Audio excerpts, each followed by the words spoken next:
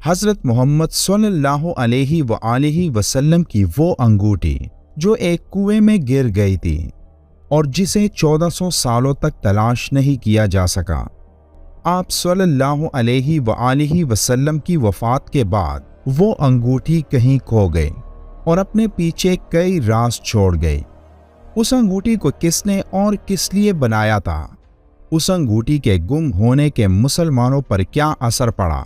اس انگوٹھی پر کیا لکھا تھا؟ اگر آپ بھی اس حیرت انگیز انگوٹھی کی طاقت اور حیران کن سفر کے بارے میں جاننا چاہتے ہیں تو یہ سب کچھ آج کی اس ویڈیو میں۔ ایک دن حضرت محمد صلی اللہ علیہ وآلہ وسلم کو اباسینیہ کے بادشاہ نجاشی نے ایک خوبصورت اور بے حد قیمتی سونے کی انگوٹھی تحفے میں بھیجی۔ آپ نے وہ سونے کی انگوٹھی صرف ایک بار پہنی جس وقت مردوں کے لیے سونے کے زیور کی حرمت نہیں آئی تھی، مگر جب مردوں کے لیے سونے کے زیور کی حرمت نازل ہوئی تو حضرت پاک صلی اللہ علیہ وآلہ وسلم نے پھر کبھی بھی سونے سے بنی انگوٹھی کو نہیں پہنا۔ اس کے بعد آپ صلی اللہ علیہ وآلہ وسلم نے چاندی کی انگوٹھی بنوائی، مگر بعد میں اس کو بھی اتار دیا۔ البتہ روایات سے اتارنے کی وجہ معلوم نہیں ہو سکی، لیکن روایات میں ایک ایسی انگوٹھی کا ذکر بھی ملتا ہے جو آپ کی مہر کے طور پر استعمال ہوئی تھی۔ اس دور میں جب مسلمان حضرت محمد صلی اللہ علیہ وآلہ وسلم کی سربراہی میں پوری دنیا میں اسلام کا پیغام پہنچا رہے تھے، جو پیغامات زیادہ تر خط و کتابت کے ذریعے ہوتی تھی، لیکن اس وقت کے روایات اور اصولوں کے مطابق جب بھی کسی دوسرے ملک یا سلطنت کے بادشاہ کو کوئی خط یا تحفہ بھیجا جاتا تو اس خط یا دستاویز پر اپنی مہر لگانی پڑتی، جس سے اس خط یا دستاویز کی تصدیق ہو سکے۔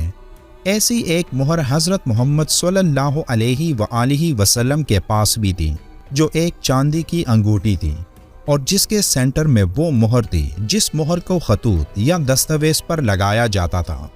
روایات میں یہ ذکر ملتا ہے کہ اس انگوٹھی کو مدینہ کے ایک نقاش نے بنائی تھی، جو انگوٹھی اپنی خوبصورتی کی وجہ سے ہر دیکھنے والے کو اپنی طرف دیکھنے پر مجبور کرتی۔ اس انگوٹھی کی سب سے خاص بات اس کے بالکل بیچ میں 3 لائنوں میں نام محمد، رسول اور اللہ کا نقش تھا۔ پہلی لائن میں اللہ کا نام تھا، دوسری لائن میں رسول کا نام نقش تھا اور تیسری لائن میں نام محمد لکھا ہوا تھا۔ اس دور میں لکھنا پڑھنا عام نہیں تھا اور پورے عرب میں نہایت کم لوگ ایسے تھے جو لکھنا پڑھنا جانتے تھے، اس لیے اس دور میں خطوط اور دستاویزات سفر اور پیغام رسانی کے لیے ایک قیمتی شے تصور کیے جاتے تھے۔ ایسے دور میں جب اسلام تیزی سے پھیلنا شروع ہو چکا تھا تو آپ صلی اللہ علیہ وآلہ وسلم کی انگوٹھی والی مہر مختلف خطوط پر موجود کبھی فارس تو کبھی روم، کبھی مصر تو کبھی بابل پہنچتی۔ اس وقت روم، مصر، بابل، فارس ان بڑی بڑی تہذیبوں کی اپنی ایک مہر یا علامت ہوتی تھی جس سے یہ پوری دنیا میں جانے جاتے تھے۔ لیکن جب آپ صلی اللہ علیہ وآلہ وسلم کی وہ مہر ان کے پاس جا پہنچی تو تب سے وہ مہر پوری دنیا میں ایک طاقتور علامت بن گئی، جو ان قدیم تہذیبوں اور ایک نئے اور نہایت تیزی سے پھیلتے دین اسلام کے درمیان ایک پل کا کام کرنے لگی۔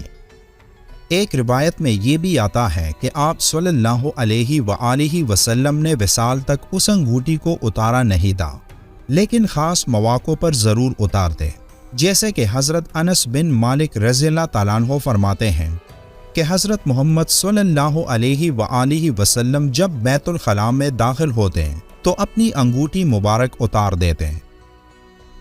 سن 6 ہجری میں معاہدہ حدیبیہ کے بعد آپ نے مختلف سربراہان مملکت کے نام تبلیغی دعوت نامے بھیجنے کا ارادہ فرمایا تو صحابہ رضی اللہ تعالیٰ عنہم نے عرض کیا کہ رسول خدا، یہ لوگ بغیر مہر کے خطوط قبول نہیں کرتے ہیں۔ تو حضرت محمد صلی اللہ علیہ وآلہ وسلم نے چاندی کی ایسی انگوٹھی بنانے کا حکم دیا جو مہر لگانے کے کام بھی آ سکے۔ چنانچہ یہ کام یعلا بن امیہ کے ذمہ لگایا گیا تو انہوں نے حضرت محمد صلی اللہ علیہ وآلہ وسلم کی انگوٹھی بھی بنائی، اس میں نگینہ بھی لگایا اور آپ کے حکم سے اس میں محمد رسول اللہ کے الفاظ بھی کندہ کیے۔ آپ صلی اللہ علیہ وآلہ وسلم کی انگوٹھی کا نگینہ ایک روایت کے مطابق حبشی اور دوسری کے مطابق چاندی کا تھا۔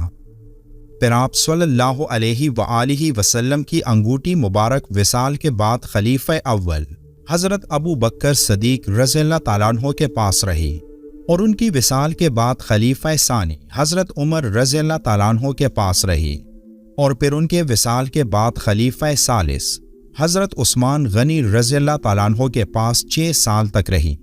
لیکن اس کے بعد اچانک یہ ایسے غائب ہو گئے کہ آج تک اس کے بارے میں کوئی نہیں جان سکا کہ یہ انگوٹھی اب کہاں ہے۔ مسجد قباء سے 50 قدم کے فاصلے پر ایک کنواں ہے جسے بئر عریس کہا جاتا ہے۔ یہ وہ کنواں تھا جس کا پانی کھارا تھا، لیکن آپ صلی اللہ علیہ وآلہ وسلم نے اس میں لعاب دہن ڈالا، جس کی برکت سے اس کا پانی میٹھا ہو گیا۔ حضرت عثمان رضی اللہ تعالیٰ عنہ آپ صلی اللہ علیہ وآلہ وسلم کی وصال کے بعد غم زدہ رہنے لگے۔ ایک دن وہ ٹہلتے ٹہلتے اس کنویں کے پاس پہنچے اور اس کے کنارے پر بیٹھ کر آپ صلی اللہ علیہ وآلہ وسلم کے ساتھ بتائے وقتوں کو یاد کرنے لگے کہ کیسے ایک دفعہ آپ صلی اللہ علیہ وآلہ وسلم اس باغ میں موجود تھے جس باغ میں یہ کنواں تھا۔ ابو موسیٰ اشعری رضی اللہ تعالیٰ عنہ نے بیان کیا ہے کہ میں مدینہ کے ایک باغ بئر عریس میں رسول اللہ صلی اللہ علیہ وآلہ وسلم کے ساتھ تھا کہ ایک صاحب نے آ کر دروازہ کھلوایا۔ آپ صلی اللہ علیہ وآلہ وسلم نے فرمایا کہ ان کے لیے دروازہ کھول دو اور انہیں جنت کی بشارت سنا دو۔ میں نے دروازہ کھولا تو حضرت ابو بکر صدیق رضی اللہ تعالیٰ عنہ تھے۔ میں نے انہیں نبی کریم صلی اللہ علیہ وآلہ وسلم کے فرمانے کے مطابق جنت کی خوشخبری سنائی تو انہوں نے اس پر اللہ کی حمد کی۔ پھر ایک اور صاحب آئے اور دروازہ کھلوایا تو آپ صلی اللہ علیہ وآلہ وسلم نے اس موقع پر بھی یہی فرمایا کہ دروازہ ان کے لیے کھول دو اور انہیں بھی جنت کی بشارت سنا دو۔ تو میں نے دروازہ کھولا تو حضرت عمر رضی اللہ تعالیٰ عنہ تھے۔ پھر ایک تیسرے صاحب نے دروازہ کھلوایا، ان کے لیے بھی نبی کریم صلی اللہ علیہ وآلہ وسلم نے فرمایا کہ دروازہ کھول دو اور انہیں جنت کی بشارت سنا دو ان مصائب اور آزمائشوں کے بعد جن سے انہیں دنیا میں واسطہ پڑے گا۔ وہ حضرت عثمان رضی اللہ تعالیٰ عنہ ہوتے ہیں۔ روایات میں آتا ہے کہ حضرت عثمان رضی اللہ تعالیٰ عنہ اسی واقعے کو یاد کر کے کسی گہری سوچ میں اس کنویں کے کنارے بیٹھے اس انگوٹھی کو اپنی انگلیوں میں گما رہے تھے کہ اچانک وہ انگوٹھی ان سے نیچے اس کنویں میں گر گئی۔ ایک روایت میں یہ بھی آتا ہے کہ حضرت عثمان غنی رضی اللہ تعالیٰ عنہ ایک اور صحابی کے ساتھ تشریف فرما تھے۔ آپ دونوں میں سے کوئی ایک انگوٹھی مبارک دوسرے کو پکڑا رہا تھا کہ وہ انگوٹھی اس کنویں میں گر گئی۔ پھر 3 دن تک دن رات اس انگوٹھی کو اس کنویں میں ڈھونڈنے کی کوشش کی گئی، لیکن باوجود بہت زیادہ تلاش کے نہ مل سکی۔ ایک جگہ یہ بھی ذکر ہے کہ اس کنویں میں پانی بہت زیادہ نہیں تھا، لیکن اس انگوٹھی کے گرنے کے بعد اچانک اس میں اتنا پانی ابھر آیا کہ اس انگوٹھی کو ڈھونڈنا ناممکن ہو گیا تھا۔